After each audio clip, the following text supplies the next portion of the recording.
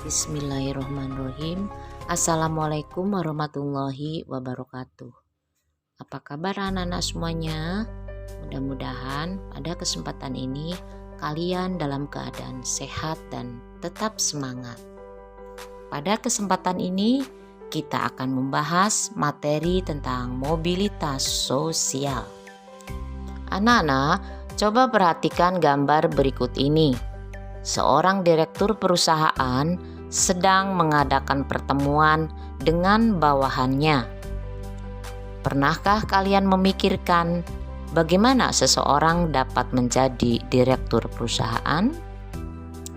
Menjadi direktur sebuah perusahaan itu tidak mudah. Salah satu caranya adalah dengan merintis karir sebagai karyawan biasa, menjalankan tugas dan tanggung jawab sebaik-baiknya,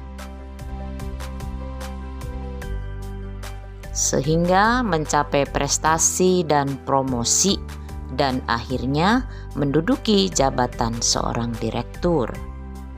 Seorang karyawan yang berprestasi hingga bisa menduduki jabatan direktur merupakan contoh mobilitas sosial.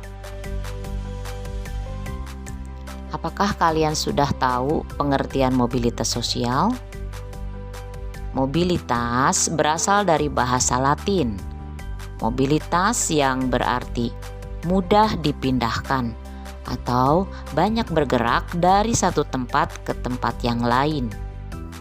Kata sosial pada istilah tersebut mengandung makna seseorang atau sekelompok warga dalam kelompok sosial. Jadi, yang dimaksud dengan mobilitas sosial adalah perpindahan posisi seseorang atau sekelompok orang dari lapisan yang satu ke lapisan yang lain. Sekarang kita akan membahas bentuk-bentuk mobilitas sosial. Bentuk-bentuk mobilitas sosial dibagi menjadi dua. Yang pertama, mobilitas sosial vertikal, dan yang kedua, mobilitas sosial horizontal. Mobilitas vertikal adalah perpindahan seseorang atau kelompok dari suatu kedudukan sosial ke kedudukan sosial yang lain yang tidak sederajat. Ini dibagi lagi menjadi dua. Yang pertama, mobilitas vertikal ke atas, dan yang kedua, mobilitas vertikal ke bawah. Mobilitas vertikal ke atas adalah mobilitas yang terjadi karena adanya peningkatan status atau kedudukan seseorang, atau naiknya orang-orang yang berstatus sosial rendah ke status sosial yang lebih tinggi.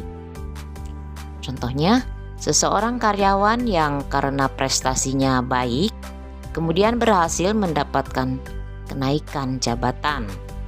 Selanjutnya, mobilitas vertikal ke bawah. Mobilitas vertikal ke bawah adalah proses penurunan status atau kedudukan seseorang dari atas ke bawah.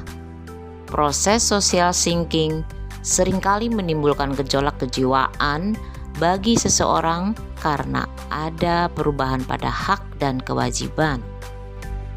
Contoh, seseorang yang dipecat dari pekerjaannya atau diturunkan jabatannya.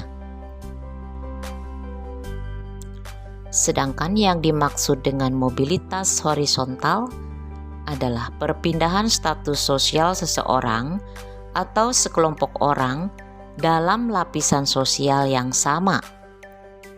Contohnya, seorang guru yang pindah ke sekolah lain namun tetap dalam jabatannya sebagai seorang guru.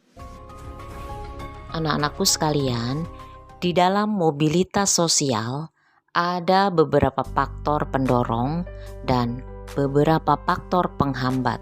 Mari kita bahas satu persatu. Faktor pendorong mobilitas sosial terdiri daripada faktor struktural, faktor individu, faktor sosial, faktor ekonomi, faktor politik dan kemudahan dalam akses pendidikan. Yang pertama, faktor struktural. Coba kalian perhatikan gambar berikut ini. Kalian tentu mengenal tokoh-tokoh yang terdapat di gambar ini.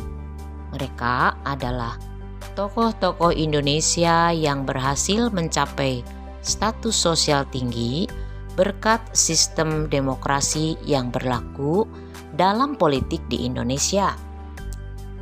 Dengan sistem demokrasi, setiap warga negara Indonesia dapat mencapai status sosial berupa jabatan politik yang tinggi. Struktur masyarakat Indonesia sangat terbuka.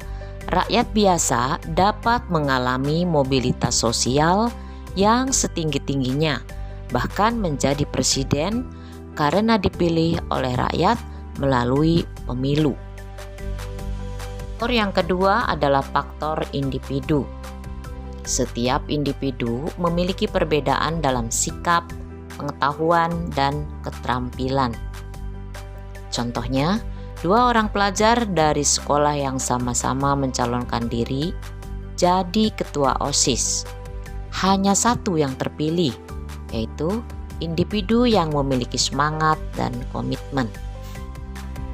Faktor selanjutnya adalah faktor sosial.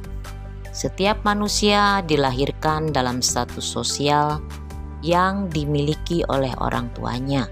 Saat ia dilahirkan, tidak ada satu manusia pun yang dapat memilih status.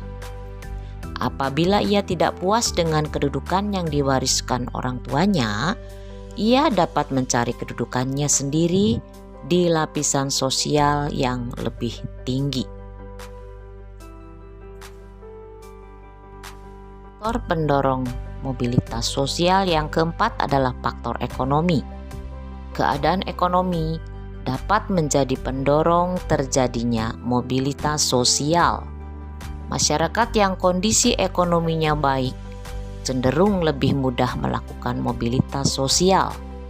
Dengan kondisi ekonomi yang baik, mereka mudah untuk memperoleh modal, pendidikan, dan kesempatan yang lainnya. Selanjutnya, faktor politik.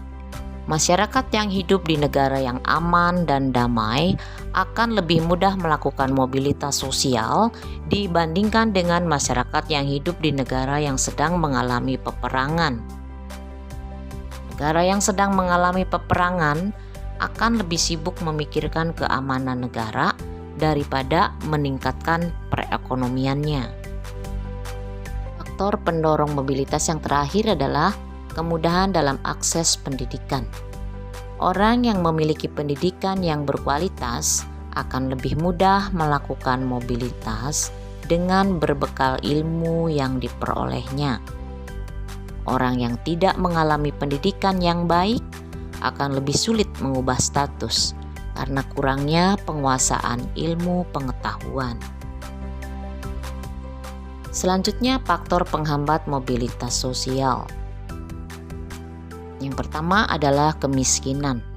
Bagi masyarakat yang miskin, untuk mencapai status sosial merupakan hal yang sulit. Salah satu penyebab kemiskinan adalah pendidikan yang rendah. Masyarakat yang berpendidikan rendah berpengaruh terhadap kualitas sumber daya manusia. Akibatnya, tingkat kemudahan untuk mendapatkan pekerjaan sangat terbatas. Faktor penghambat yang kedua adalah diskriminasi. Artinya, pembedaan perlakuan karena alasan perbedaan suku bangsa, ras, dan golongan. Perlakuan membedakan seperti ini sangat tidak baik.